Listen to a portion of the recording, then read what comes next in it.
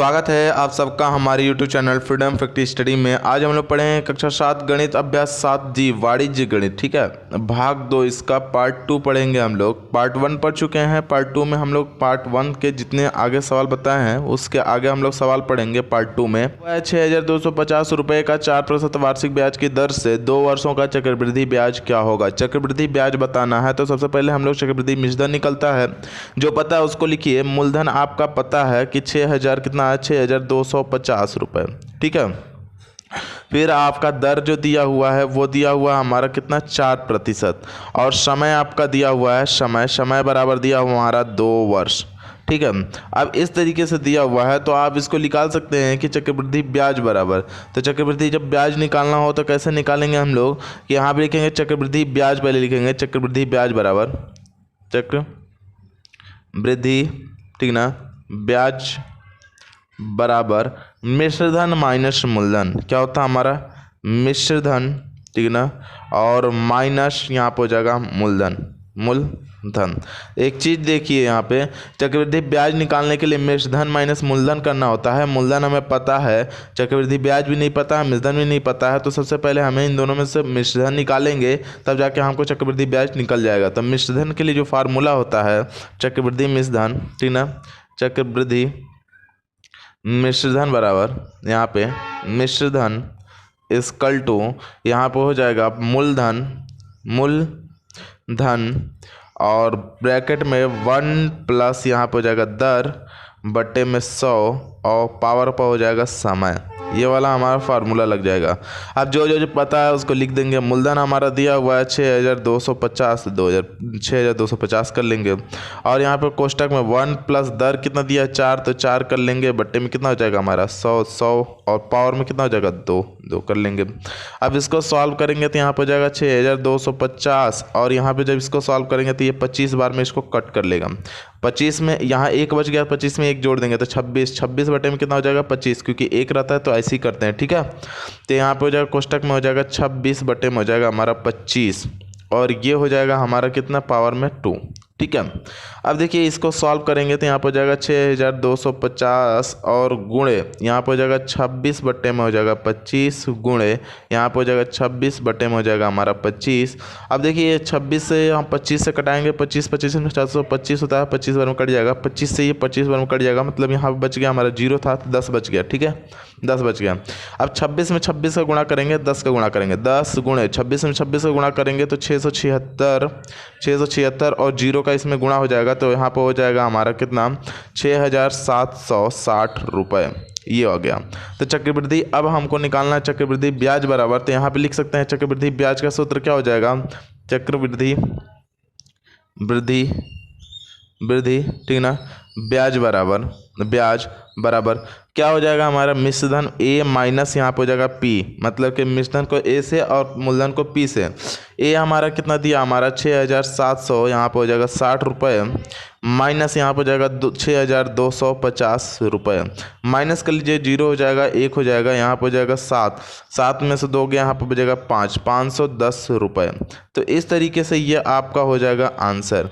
8वां सवाल हमारा दिया हुआ है कि नसरीम ने यहाँ पे 5000 रुपये अपने समीप के ग्रामीण बैंक में सावधि जमा योजना में 3 वर्षों के लिए 10% वार्षिक चक्रवृद्धि ब्याज पर जमा किया। ठीक है, 3 वर्षों बाद उसे बैंक से कितने रुपए प्राप्त होंगे। उसने देखिए ब्याज नहीं बोला है, पूरा टोटल की बात कर रहा है, कितने प्राप्त होंगे। इसका मतलब मिश्रधन, चक्रवृद्धि मिश्रधन ज्ञात करना है सिर्फ।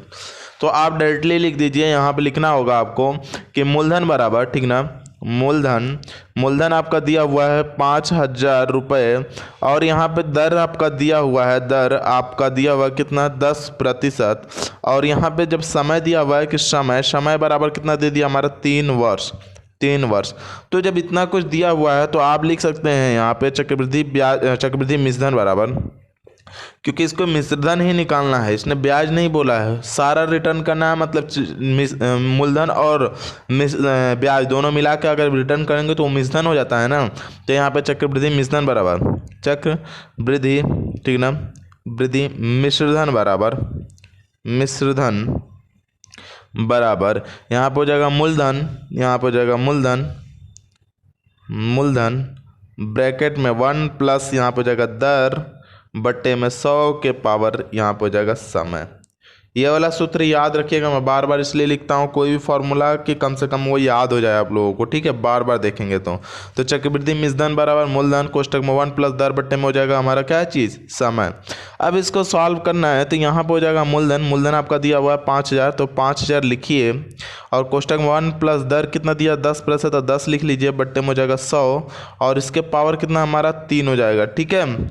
अब देखिए इसको सॉल्व करना है तो यहाँ पर हो जाएगा 5000, ठीक है। कोष्टक में इसको कट कर लेंगे तो हमने बताया था कि जब 1 से जोड़ना होता है तो ऊपर में 1 है तो 1 जोड़ लेंगे तो यहाँ पर जाएगी 11 बट्टे में कितना हो जाएगा 10 के पावर हो जाएगा हमारा 3। अब 3 बार गुणा करना है, इसका मतलब यहाँ पर हो जाएगा 5000 गुणे 11 बट्टे में 10 गुणे यहाँ पर जाएगा 11 बट्टे में हो जाएगा 10 गुणे यहाँ पर जाएगा 11 बट्टे में हो जाएगा 10। अब ये 3 जीरो है, 1 0 2 0 3 0, 1 0 2 0 और 3 0 कट कर लिए। इसका 11 में 11 को गुणा करेंगे तो यहाँ पर हो जाएगा 1 3 3 1 गुणे ये 5 का गुणा करना है 5 हो जाएगा। अब इन सब का क्या करेंगे, गुणा कर लेंगे, तो गुणा करने के बाद आ जाएगा 5 एकम 5, 5 3 15 और 5 3 15 1 16 और 5 एकम 5 1 6, 6,655 रुपये जो कि उसको बैंक द्वारा रिटर्न होंगे। तो आप इसको लिख सकते हैं कि 3 वर्षों बाद उसे बैंक से लिख दीजिए, 3 वर्ष बाद उसे बैंक से कितना रुपये मिलेंगे, 6,655 रुपये क्या करेंगे, मिलेंगे। तो इस तरीके से इसको 8वां सवाल करना था। अब हम लोग चलते हैं इसके 9वें सवाल पर। 9वां सवाल हमारा दिया हुआ कि हेमा ने 2500 रुपये डाकघर में जमा खाते में जमा किया। 2 वर्ष बाद, यहाँ पे 2 लिखा हुआ है, ठीक है ना, 2 वर्ष बाद उसने कुल कितने रुपए मिले। देखिए कुल की बात कर रहा है, मतलब मूलधन और प्लस ब्याज दोनों को जोड़ के निकालना है, मतलब मिश्रधन हमें निकालना है। कुल कब निकलेगा, मिश्रधन बराबर क्या होता है, मूलधन प्लस ब्याज होता है ना, तो कुल दोनों जोड़ के निकालते हैं, मतलब मूलधन भी देना है और ब्याज भी देना है। कुल बोला है यहाँ पे, कुल कितने रुपए मिले यदि उसकी ब्याज की दर अगर कितनी हो, 4% वार्षिक चक्रवृद्धि हो। तो हम लोगों को यहाँ पे बस ध्यान रखना है कि जो दिया हो उसको लिख देंगे। तो मूलधन बराबर यहाँ पे मूलधन इक्वल टू यहाँ पे दिया हुआ है 2500 रुपये, ठीक ना। और अगला दिया हुआ हमारा दर बराबर दिया हमारा 4% चक्रवृद्धि है और समय बराबर दिया हमारा 2 वर्ष, ठीक है। अब इतना कुछ दिया हुआ है तो आपको सिर्फ और सिर्फ चक्रवृद्धि ब्याज का सूत्र लगा देना है। चक्रवृद्धि ब्याज बराबर मिश्रधन का सूत्र लगाना है। चक्रवृद्धि मिश्रधन बराबर मिश्रधन, ठीक ना, बराबर यहाँ पर हो जाएगा मूलधन और 1 प्लस यहाँ पर हो जाएगा दर बट्टे में 100 के पावर समय। यही सूत्र होता है। सूत्र तो याद कर लीजिएगा एकदम ढंग से, मैं बार बार बोल रहा हूँ इस चीज़ को। मूलधन हमारा हो जाएगा 2500 रुपये, ठीक है, और 1 प्लस दर हमारा 4 बट्टे में हो जाएगा 100 और इसके पावर समय कितना हो जाएगा 2।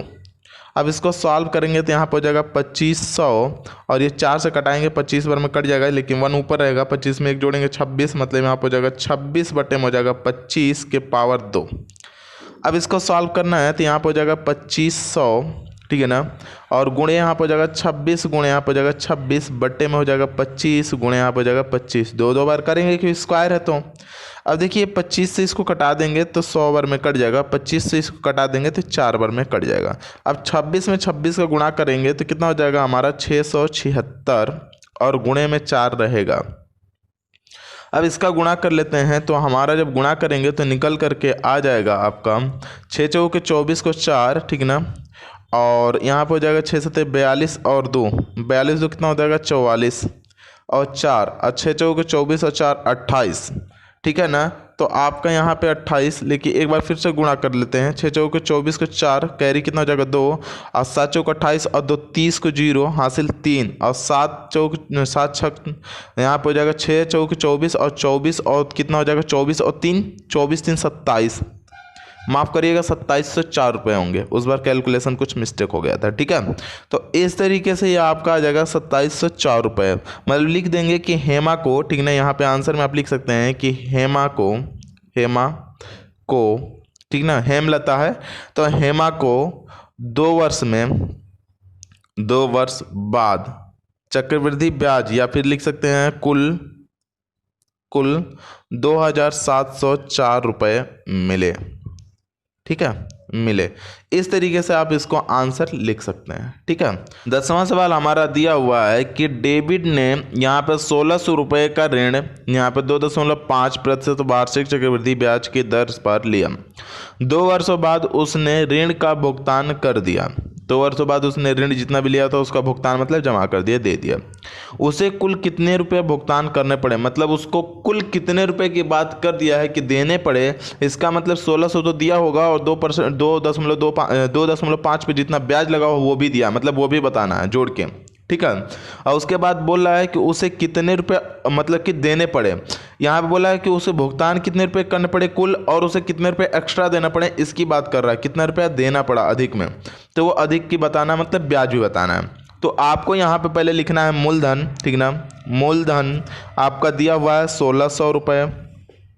ठीक है, और दूसरा दिया हुआ दर दिया हुआ 2.5%, और यहाँ पे दिया हुआ समय, तो समय दिया हुआ हमारा कितना 2 वर्ष, और आपका अगला जो दिया हुआ है 2 वर्ष के बाद यहाँ पे दे दिया इतना इतना इतना। अब आपको लिखना है चक्रवृद्धि मिश्रधन और चक्रवृद्धि ब्याज भी लिखना है। तो चक्रवृद्धि ब्याज भी निकालना है। ठीक ना, चक्रवृद्धि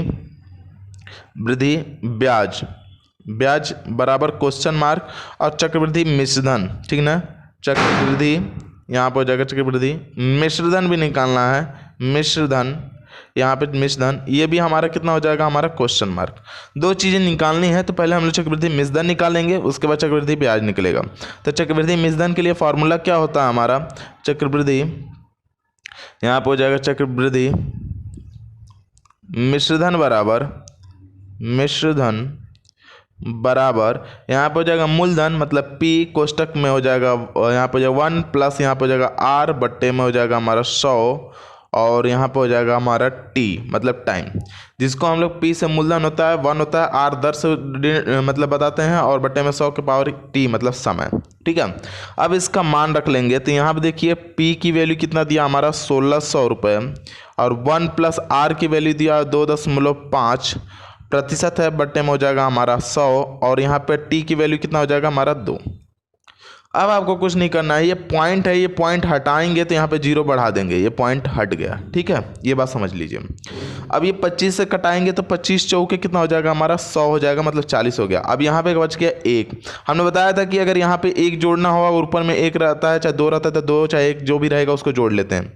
तो यहाँ पे हो जाएगा हमारा कितना 1,600, और कोष्टक में 40 में 1 जोड़ेंगे कितना हो जाएगा हमारा 41। जब यहाँ 1 हो तो ऐसे ही जोड़ लेते हैं डायरेक्टली। ठीक ना, 41, 40 में 1 जोड़ेंगे, यहाँ 2 होता है तो 42 हो जाता है। ठीक है, 40 में 1 जोड़ेंगे 41 बट्टे में कितना हो जाएगा 40 के पावर 2।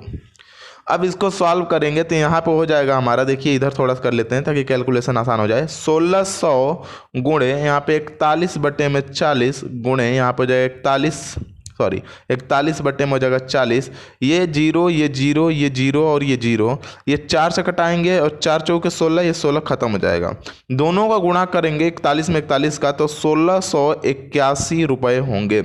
मतलब जो चक्रवृद्धि मिश्रधन निकल के आएगा वो 1,681 रुपये होगा। मतलब उसे कुल दे होगा बराबर, उसे कुल देना पड़ेगा, उसे कुल 1,681 रुपये देने होंगे।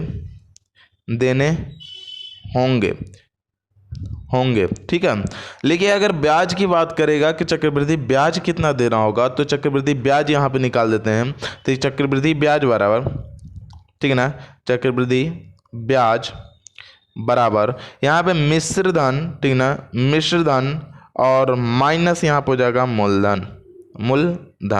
चक्रवृद्धि मिश्रधन हमारा कितना दे दिया है, तो यहाँ पर हो जाएगा 1,681 रुपये चक्रवृद्धि मिश्रधन, और मूलधन कितना हो जाएगा, तो मूलधन हमारा दे दिया है 1,600 रुपये, मतलब ब्याज हमारा 81 रुपये होंगे। तो इस तरीके से ये आपका ये भी आंसर हो जाएगा और ये भी आंसर हो जाएगा। तो उसे अधिक रुपये देने पड़ेंगे 81 रुपये, तो इस तरीके से आप लिख सकते हैं उसे अधिक देने पड़ेंगे 81 रुपये। 11वां सवाल दिया हुआ है हमारा कि डिम्पल ने 5,120 रुपये बैंक से 2 वर्षों के लिए, ठीक ना, 6.1/4% वार्षिक ब्याज की दर से, चक्रवृद्धि ब्याज की दर पर जमा किया, ठीक है। सह अवधि के पश्चात उसे कुल कितना रुपये मिले। अब देखिए 2 वर्षों में उसे कुल कितना, मतलब चक्रवृद्धि मिश्रधन निकालना है। और डायरेक्टली यहाँ पे लिखिए जो जो पता है आपको। मूलधन आपका कितना है, मूलधन बराबर दिया हमारा 5,120 रुपये, और दर आपका दिया हुआ है हमारा 6.1/4%। इसको चेंज करके लिखेंगे 6 चौक 24 1 25, मतलब 25/4% लिख सकते हैं, ठीक है। अब यहाँ पे समय आपका दिया हुआ है, समय बराबर दिया हुआ 2 वर्ष, तो 2 वर्ष कर लीजिए। बात समझ में आ गई। अब इसको करना कुछ नहीं है, आपको सिंपल सा चक्रवृद्धि मिश्रधन का सूत्र लगाना है। चक्रवृद्धि मिश्रधन बराबर